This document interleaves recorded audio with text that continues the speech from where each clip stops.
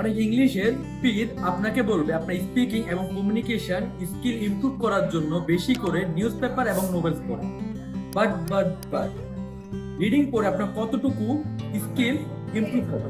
আমি বলবো না যে কোনো ইমপ্রুভমেন্ট আসবে না। হ্যাঁ, রিডিং পড়ে আপনি অনেকগুলা ফ্রেজেস এবং আনকমন ওয়ার্ড জানতে পারেন। বাট দ্য থিং ইজ, আপনার স্পিকিং এবং কমিউনিকেশন স্কিল বাড়ানোর জন্য আপনার ভেরিয়াস সোর্সেস অফ পডকাস্ট শুনতে হবে, লটস অফ ভিডিওস দেখতে হবে উইথ সাবটাইটেলস। এন্ড ভিডিওগুলো দেখার জন্য আর পডকাস্টের জন্য আপনি ফলো করতে পারেন বিবিসি, সিএনএন এবং ন্যাশনাল জিওগ্রাফিক। এন্ড আরো অনেকগুলো সাইট আছে, অনেকগুলো ইউটিউব চ্যানেল আছে যেগুলো হচ্ছে রেগুলার ইংলিশে পডকাস্ট দিয়ে দেয়। এখন আপনার আমাদের একটা কোয়েশ্চেন আছে, পডকাস্ট এবং সাবটাইটেল সহ ভিডিওস দেখে আপনার কিভাবে কমিউনিকেশন স্কিল ইমপ্রুভ হবে? তো ভাই এটা জানতে হলে তো আপনার প্যারাগিনের সাথেই থাকতে হবে, আমার নেক্সট ভিডিওর জন্য ওয়েট করতে হবে। So be with Paragon education. Thank you very much.